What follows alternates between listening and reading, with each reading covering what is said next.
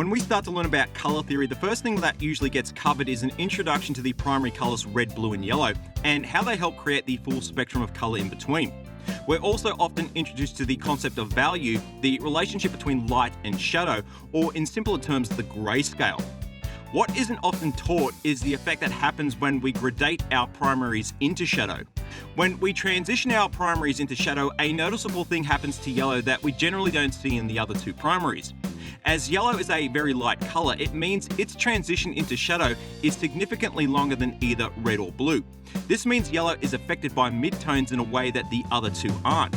The result is a noticeable shift in colour temperature, starting with a warm yellow that gradually cools to a sort of army green colour before eventually merging into the blacks. The reason this temperature shift happens is because black and white are really just light and dark greys, and greys naturally act as a cooling agent. So anytime we add black or white into our yellow, we are naturally shifting its temperature to the cooler side of the colour wheel.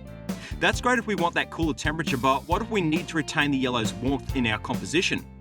Well, what we need then is what's called a transitional colour to help us out. A warm midtone that is going to lengthen the yellow's temperature before it reaches the shadow.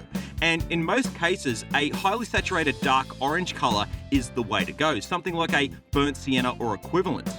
If we merge our yellow with this highly saturated dark orange and then transition that orange into shadow, we keep our yellow's temperature firmly on the warmer side of the colour wheel.